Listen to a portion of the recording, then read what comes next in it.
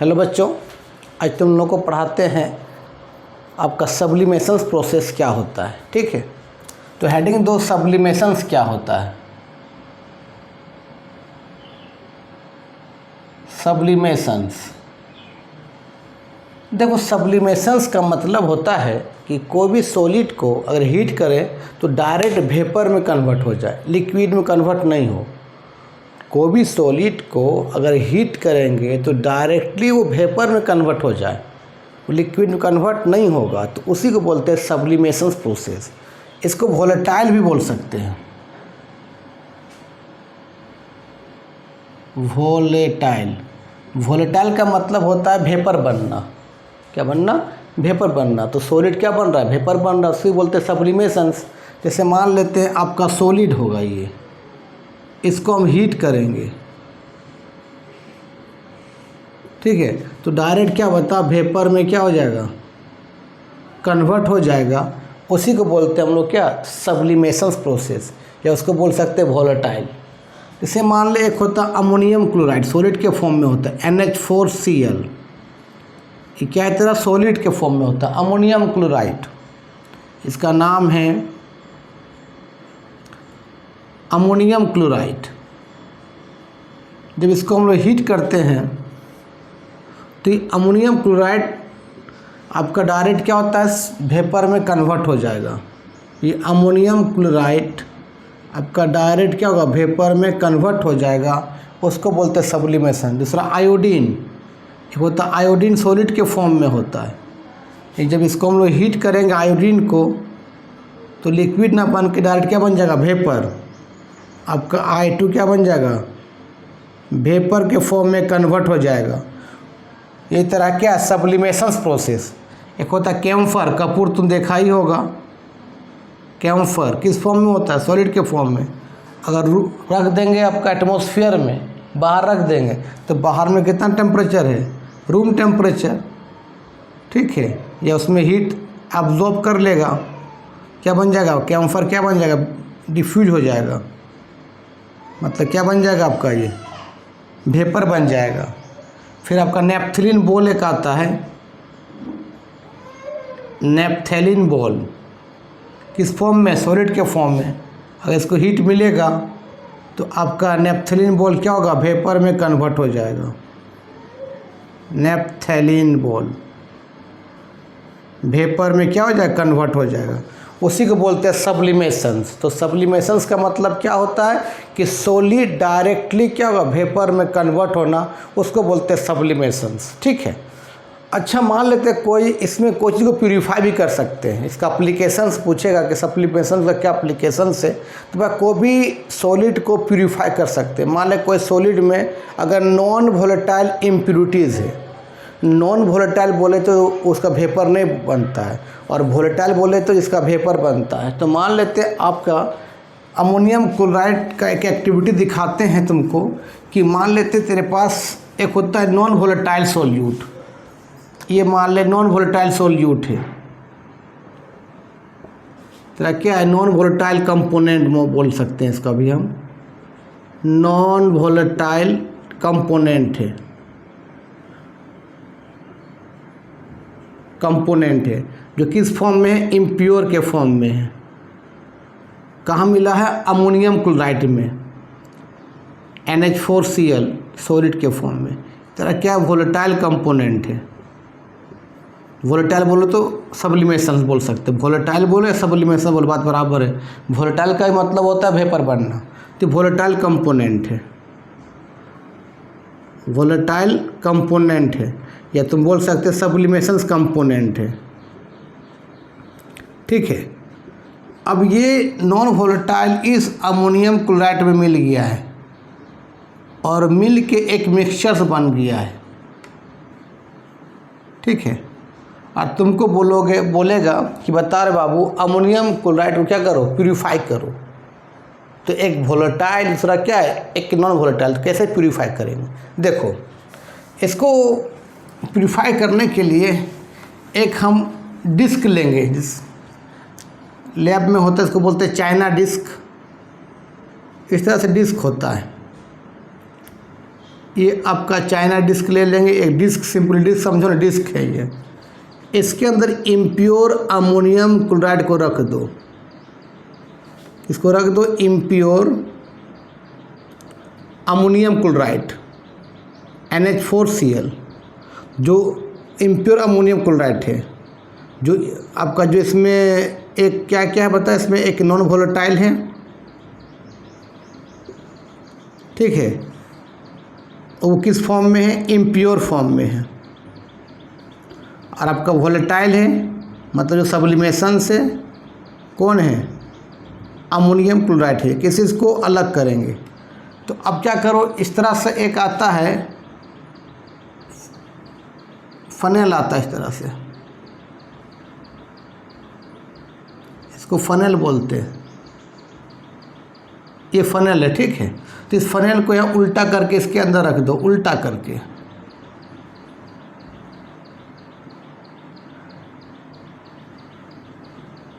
ये आपका ये फनेल है,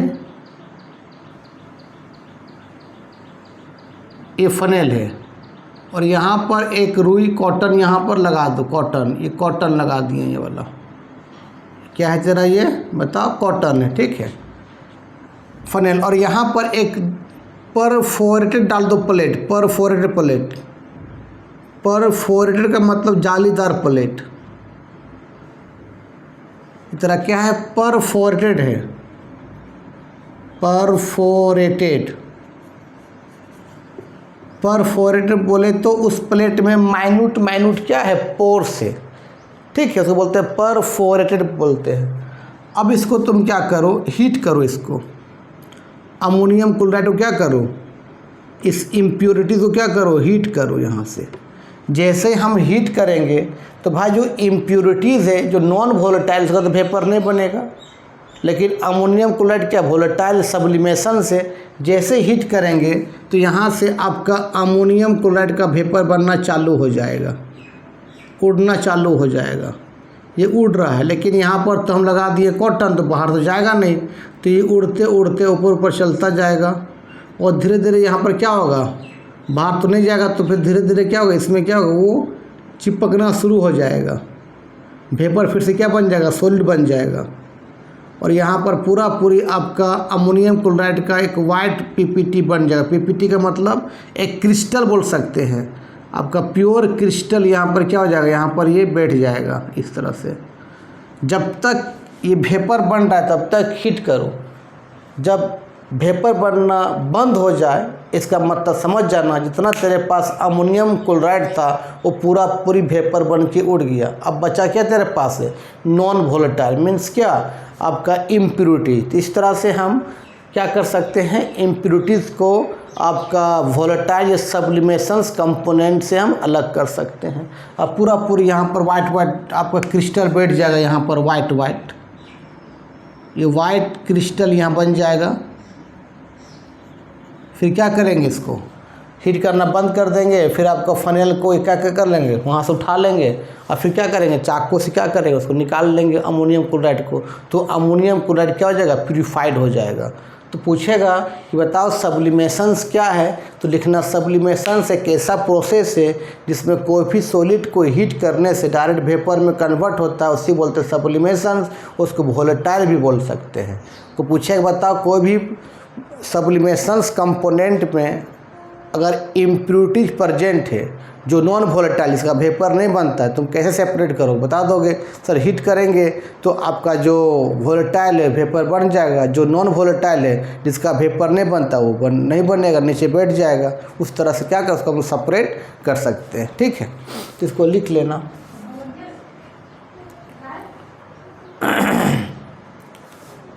चलो सब्लिमेशन तुम लोग को समझ में आ गया। अब एक आता है कंडेंसेशंस क्या होता है। कंडेंसेशंस किसको बोलते हैं, कंडेंसेशंस का मतलब होता है कि समझो मान ले लिक्विड है, लिक्विड को हीट करो, क्या बनेगा, वेपर बनेगा। फिर इसको क्या कर दो, थोड़ा सा कूल कर दो, तो वेपर फिर से क्या बन जाएगा, आपका लिक्विड बन जाएगा, इसी को बोलते हैं कंडेंसेशन, कि वाटर वेपर बने और फिर दोबारा वेपर क्या बन जाए, लिक्विड बन जाए, उसको बोलते हैं कंडेंसेशन। आज वर्षा होती है तो वर्षा भी क्या है, कंडेंसेशन प्रोसेस है, क्योंकि जब पानी वेपर बनता है तो वेपर ऊपर जाता है, जैसे तुम ऊपर जाओगे टेम्परेचर घटते जाता है, जैसे जैसे ऊपर जाएगा तो वो वाटर का जो वेपर है आपका क्या होता है, कंडेंस कर जाएगा, और कंडेंस करने के बाद बादल का रूप ले लेता है, और वही क्या होता है, नीचे आपका पानी नीचे गिरता है। तो वो भी एक तरह का कंडेंसेशन प्रोसेस है। जितना तुम आपका अर्थ से तुम ऊपर जाते जाओगे आपका टेम्परेचर कम होते जाता है, ठीक है। इसीलिए मान लो वर्षा कैसे होती है, तो वहाँ एटमॉस्फेयर आपका पानी तालाब है, समुद्र है, वहाँ इवापोरेशन होता है। इवापोरेशन मतलब क्या, वहाँ वाटर का जो अपर सरफेस है उसका आपका वेपर बनना चालू होता है, वो वेपर ऊपर उठते जाता है, जैसे जैसे ऊपर जाएगा वो वेपर क्या होगा, कंडेंस होते जाएगा, ठंडा होते जाएगा और बादल का रूप ले लेगा, और वो क्या होगा, वही वर्षा होती है। मान लेते हैं, तुम एक एग्जाम्पल दे सकते हो कि मान लेते हैं पास एक पूरा ठंडा आपका एक कंटेनर है, इस कंटेनर में पूरा ठंडा पानी रखा हुआ है, ध्यान दें, पूरा कूल वाटर है, यहाँ पर पूरा ठंडा वाटर है, कूल वाटर है, और तेरा ये एटमॉस्फेयर है ये वाला। देखो कुछ समय के बाद क्या होगा, इस कंटेनर में बाहर बाहर एक वाटर ड्रॉपलेट आ जाएगा, चिपक जाएगा। तो ये वाटर ड्रॉपलेट कहाँ से चिपका, तो भाई यहाँ पर क्या है, ठंडा है, यहाँ पर ह्यूमिडिटी है, एटमॉस्फेयर है, इस एटमॉस्फेयर में क्या है, वाटर किस फॉर्म, वेपर के फॉर्म में है, किस फॉर्म में है, वेपर के फॉर्म में। यहाँ ह्यूमिडिटी है, ह्यूमिडिटी मतलब एटमॉस्फेयर में क्या, वाटर किस फॉर्म में, बताओ, वेपर के फॉर्म में। जैसे इसको ठंडा मिला, थोड़ा सा कूल मिला, तो ये आपका वेपर क्या होगा, लिक्विड में कन्वर्ट हो गया, और इस बोतल के चारों तरफ क्या हो गया, वो चिपक गया, वाटर ड्रॉपलेट क्या होगा, चिपक गया। यहाँ भी क्या है, कंडेंसेशन प्रोसेस हो रहा है। तो कंडेंसेशन का मतलब समझ गया सर। कंडेंसेशन का मतलब होता है कि सर कोई भी लिक्विड को हीट करो, वेपर बने, और वेपर दोबारा क्या बन जाए, आपका लिक्विड में कन्वर्ट हो जाए, उसको बोलते हैं कंडेंसेशन प्रोसेस। चलो अब इसमें एक और होता है, फ्रीजिंग पॉइंट क्या होता है। फ्रीजिंग पॉइंट किसको कहते हैं, पहले समझो, मेन समझना है फ्रीजिंग पॉइंट क्या है। तुम जानते हो, बोलते होगे सर जिस टेम्परेचर पर कोई लिक्विड फ्रीज करता है उसको बोलते हैं फ्रीजिंग पॉइंट। उससे अच्छा डिफिनेशन अभी बताते हैं, पहले समझो कि फ्रीजिंग पॉइंट क्या है। मान लेते हैं कि एक ग्राफ के थ्रू समझाते हैं, एक्स एक्सेस से ये वाई एक्सेस से, ये आपका टेम्परेचर है, और कोई लिक्विड का ये क्या है, वेपर प्रेशर है, वीपी। वीपी का मतलब वेपर प्रेशर, वीपी का मतलब क्या बताओ, वेपर प्रेशर, ठीक। और यहाँ 0 डिग्री है। मान ली वाटर यहाँ पर है, ध्यान देना, ये वो H2O है, किस फॉर्म में, लिक्विड के फॉर्म में है। इधर आने से टेम्परेचर बढ़ रहा है, और इधर जाने से टेम्परेचर क्या हो रहा है, घट रहा है। तुम इसको लिक्विड के फॉर्म में इसको टेम्परेचर कम करते गया, कम करते गया, कम करते गया, कम करते गए, इस पॉइंट पर आ गया। अब इस पॉइंट से वाटर आपका सॉलिड बनना चालू हो गया, और इधर क्या है, वो लिक्विड फॉर्म में है। माने इस पॉइंट से ही वाटर आपका सॉलिड बनना चालू हुआ है।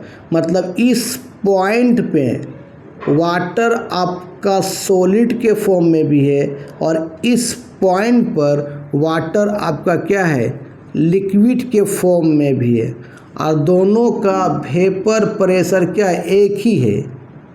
दोनों का इस पॉइंट पर दोनों का वेपर प्रेशर बराबर है, जब वो सॉलिड के फॉर्म में है और जब वो क्या है, लिक्विड के फॉर्म में है। तो उसी को बोलते हैं क्या, फ्रीजिंग पॉइंट। यहाँ पर दोनों माने इसी पॉइंट से लिक्विड आइस बनना चालू हुआ है। मतलब इस पॉइंट में वो सॉलिड के फॉर्म में भी है और उस पॉइंट में वो लिक्विड के फॉर्म में भी है। मान ले इसको, मान ले 0 डिग्री सेल्सियस मान लिए, इसको मान लिए 25 डिग्री सेल्सियस, क्योंकि 25 डिग्री में पानी किस फॉर्म में होता है, लिक्विड के फॉर्म में। और इधर जाएगा तो टेम्परेचर घटते जाएगा, मान ले -5 डिग्री सेल्सियस मान लिए।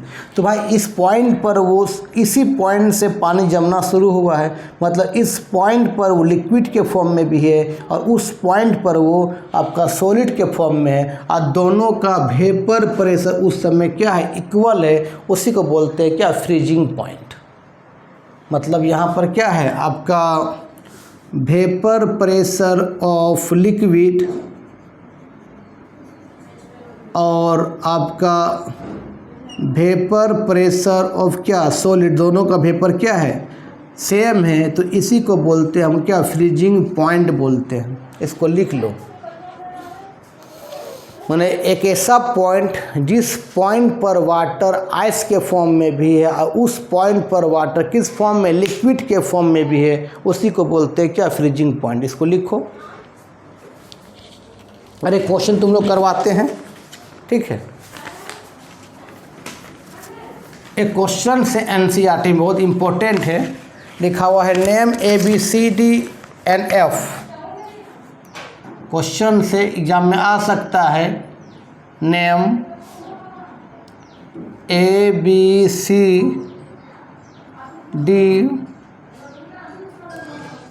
E and F in the following diagram, in the following diagram showing change of state। लिखा हुआ यहाँ पर, ये सॉलिड से कहाँ गया, लिक्विड, फिर लिक्विड से कहाँ जा रहा है, गैस। फिर लिखा जब सॉलिड से लिक्विड जाता है उसको A बोलते हैं, और जब लिक्विड से गैस जाता है उसको B बोलते हैं। फिर गैस से जब लिक्विड बनता है तो उसको C बोलते हैं, और जब फिर से लिक्विड से सॉलिड बनता है उसको D बोलते हैं। फिर जब सॉलिड से डायरेक्ट गैस में कन्वर्ट होता है उसको F बोलते हैं। और आपका सॉलिड से गैस, या मान लेते हैं गैस से क्या गया, सॉलिड, तो उसको F बोलते हैं। फिर लिखा हुआ जब गैस से, जब आपका फिर से सॉलिड से क्या बने, गैस बने, तो उसको E बोलते हैं, E बोलते हैं। ऐसा है क्वेश्चन। बोला कि जब सॉलिड से लिक्विड जाता है उसको B बोलते हैं, सॉरी, जब सॉलिड से लिक्विड जाता है उसको A बोलते हैं, और लिक्विड से जब गैस जाता है उसको B बोलते हैं, और जब गैस से लिक्विड जाता है उसको C बोलते हैं, और लिक्विड से जब सॉलिड जाता है उसको D बोलते हैं, और फिर जब गैस से वो सॉलिड जा रहा है उसको F बोलते हैं, और सॉलिड से जब गैस जाता है उसको E बोलते हैं। तो इसका क्या क्या हो सकता है, तो सॉलिड से, एक सॉलिड से क्या जा रहा है, लिक्विड जा रहा है, तो क्या बोलते हैं, सॉलिड कहाँ जा रहा है, लिक्विड में वो जा रहा है। तो जब सॉलिड से अगर वो लिक्विड में जाता है उसको बोलते हैं फ्यूजन। तो ये क्या फ्यूजन है, मतलब एक क्या हो रहा है, फ्यूजन हो रहा है।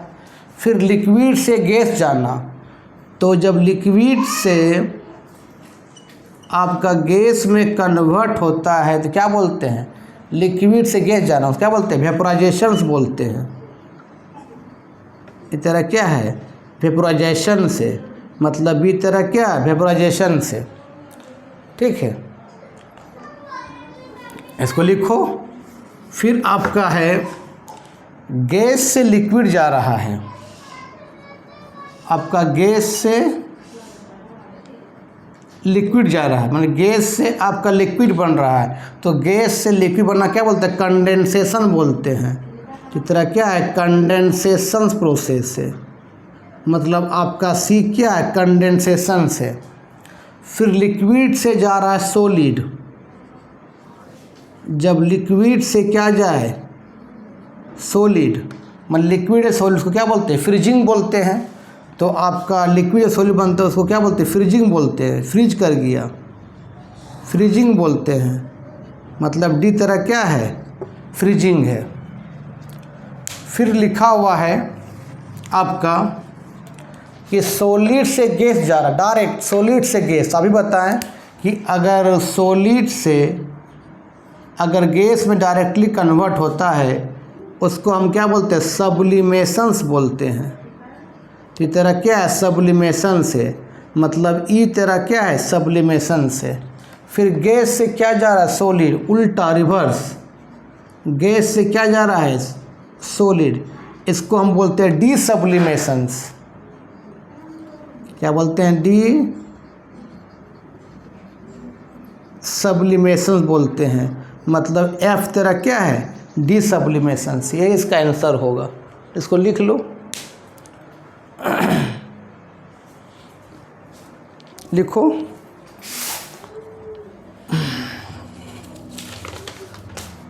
चलो लिख लिया होगा। इसमें और एक क्वेश्चन बनाते हैं तुम लोग को। लिखा हुआ है कि why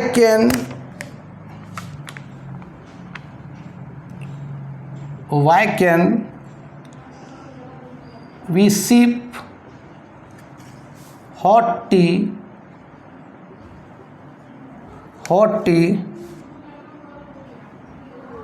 from a saucer